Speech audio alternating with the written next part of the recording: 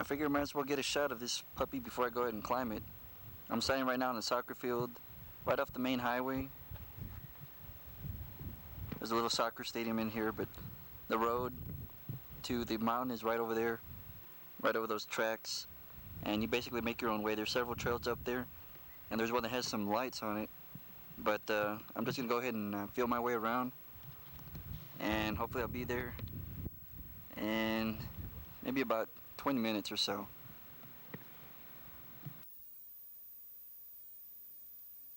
Alright, I wasn't fooling anybody. It's gonna take more than 20 minutes to get up here.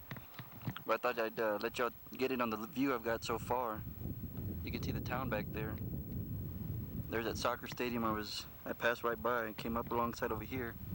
And I finally found the little trail I was talking about. You can use the power lines here. There's a lighted cross at the top. And you just basically follow these rocks, these power lines that lead you all the way up to the top. And you can see the very top over there, just out of reach. It's a great view from here anyway. Well, it's time to go on. We're at a point where this is a good sign, both for my pounding heart and for anybody else who dares to try to come up here at a fast rate anyway. We're at a juncture right here. If you look up the trail, it comes to this point, this pole, and it starts to cross up. And you know you're in the home stretch. You can see the point from right about here, the top of the little mountain there. And once again, you get a good shot, a good taste of what you're going to see as you get up to the top. If I zoom in over here, you can see the neighborhood.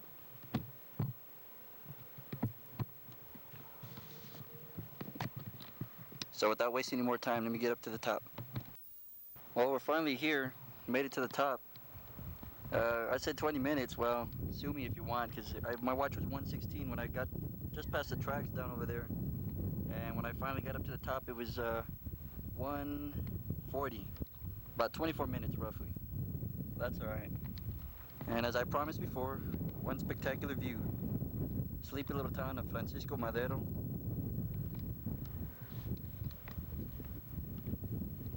I brought my trusty telephoto lens, so we got a good shot of what's going on down there.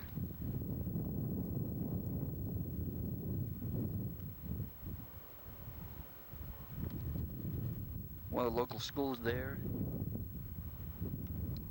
That's part of what is the train station around here. And if I'm not mistaken, that is a hospital over there. And of course, the soccer field, it's relatively new. Open to the public. And there are some houses. There are actually people living here at the base of the mountain. As I pan across there, you can see a little humble neighborhood back there. And you can also see there in the foreground the trail that came up. Follow those little poles and led me all the way up here. If I can draw a beat on that street and go one block in and over a little bit,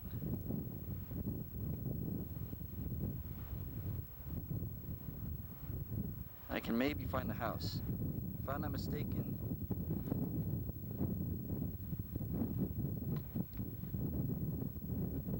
it's one of those houses where the tree is blocking the view basically.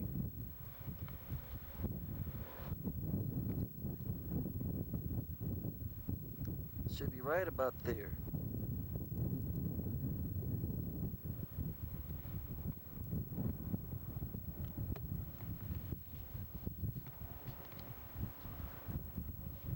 Of course, there's more to the little town on the other side of the track. There's a little neighborhood back over there. And of course, the local agricultural people have a little, what I believe is a man-made lake of some sort. And of course, the local farmers bring their animals to feed there frequently. It's kind of surprising. There's actually a good amount of water in there now. As we're making our way up along the trip over here, most of the rivers and the lakes that we pass are pretty dry, and I'm told that's pretty normal about this time of year.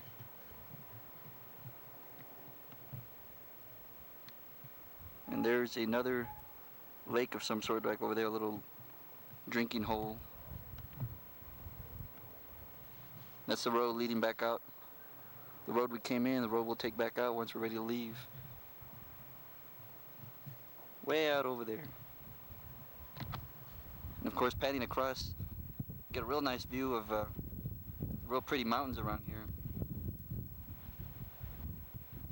My father is better at explaining which mountains are which, so I'm afraid the best I can do is just pan in and get a shot of some of them. Little mountain chain back over there, just beyond the town.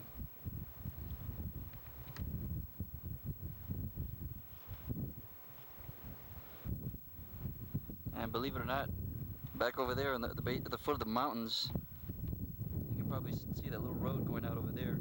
It eventually swings right a little bit, and you head off into that direction, and you'll find that there's a little town at the foot of the hills.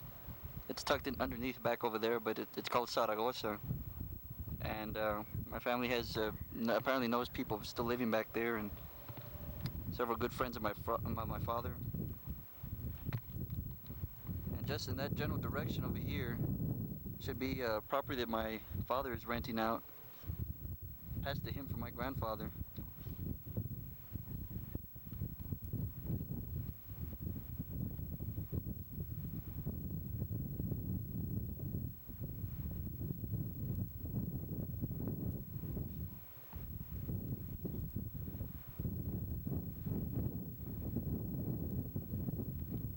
And of course, one of several suspicious-looking volcano-type mountains.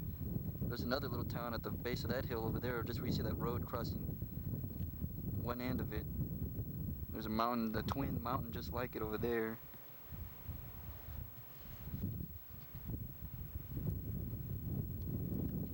Another mountain chain over there, I'm not sure what's back over there, or for that matter, the names of those mountains.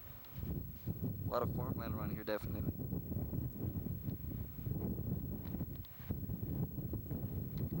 And panning across, you can get a good look at the road that leads out of here.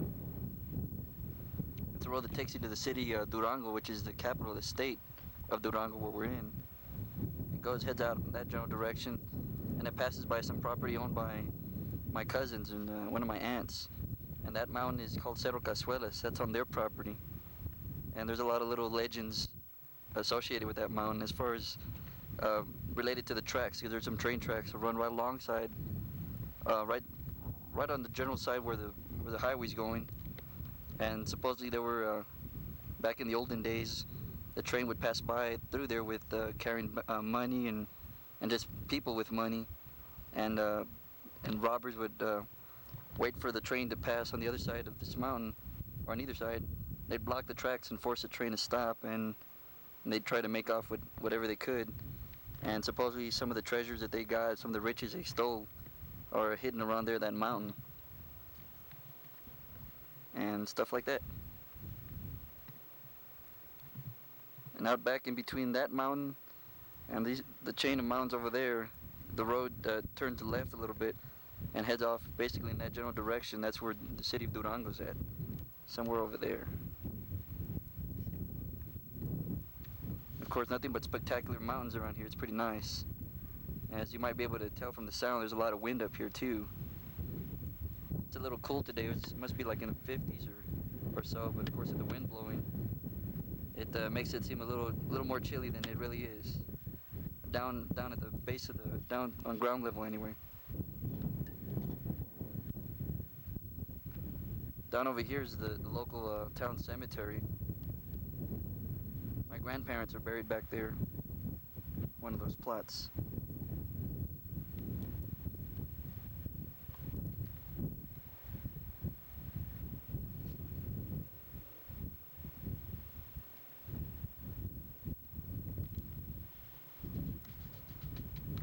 One of the neat little things about the Mexico around here is they usually name the mountain something, or if not, they usually put a little cross of some sort at the top here.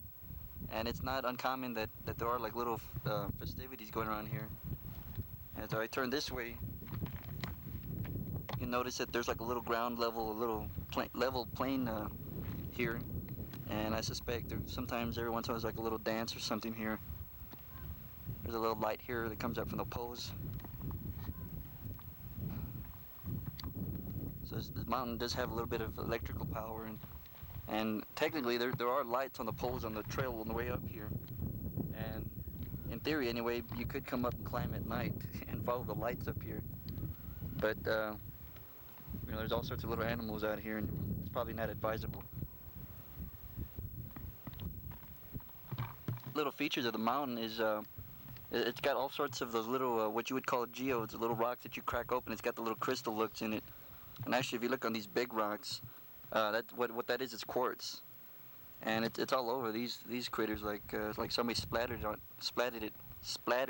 all over it. So you can, I mean, it's evident everywhere you step. I mean, there's quartz, this like kind of like cobwebs all over these rocks.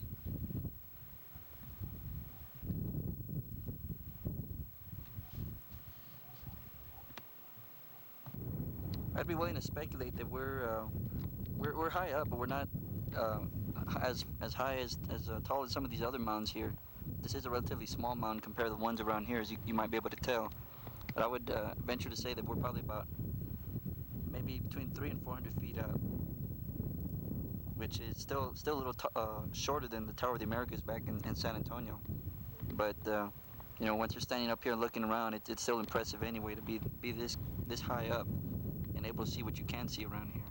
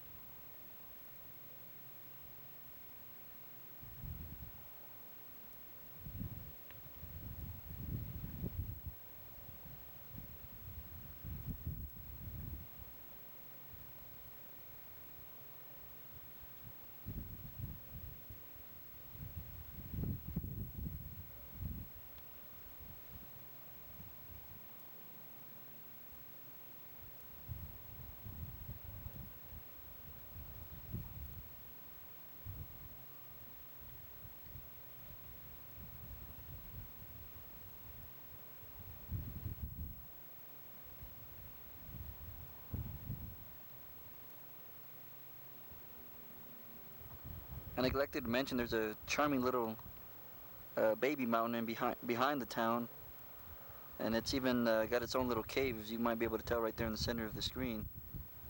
And on top of that, there's a little some kind of water well. They call it una pila.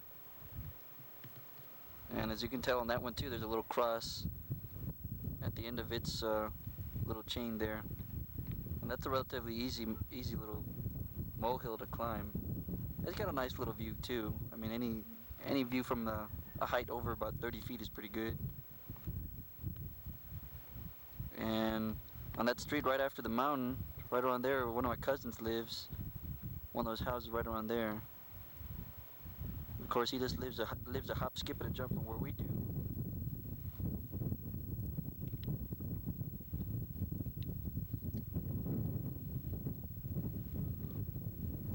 Back over there is a little town they call Lázaro Cárdenas. It's starting to, from what I understand, it's starting to become pretty lonely there. Not too many people still live there. The little town I mentioned way over there at that mountain over there, I don't remember what it's called, but there's a road beyond that one that breaks off of there, a real bad road too. But it takes you somewhere off in that direction, and a little town called San Juan del Rio. It's a cute little town. We've been there once, I believe. It's real hidden away back over there, and it takes some patience to get there because the road is pretty bad. It's pretty beat up, but yeah, it's kind of a little hidden treasure kind of deal. It's real charming. It's not too many people I would suspect know that it's there, or at least people that visit from out of town. I suspect not too many people will ever think about what's behind the little town, or I should say behind the front of the town, behind the mountain. If you look back over here, it's just a lot more farmland. And off in that general direction, there's a highway they call the autopista, and basically it's kind of like a pay highway, kind of like a turnpike. And it's a real new highway. And it's got all sorts of perks like emergency water every couple of kilometers and bathrooms, and it's just so much. It's a lot nicer than the old road. But of course, they make you pay for that. And anyway, that road runs back over there somewhere. Can't really tell which one of those lines would be because I don't see traffic moving anywhere back there. But down here on the foreground, there is a tractor working hard out there. Pretty big field. And of course, Mexico's known for a lot of its mountains, so there's more of that back here too. And I guess people who don't come to Mexico very often would probably wind up wondering, if they haven't seen these before, what are those little towers at the tops of a lot of the mountains around here? Those are just microwave transmitters. They're the communication links that they put on the high peaks around different areas to carry all sorts of communications and stuff. There's a power line back there too. And you see those lines on the mountains, those are basically fences, private property around the mountains around here too. So not everything around here is up for grabs as far as to explore and all. There's a little fence down there too.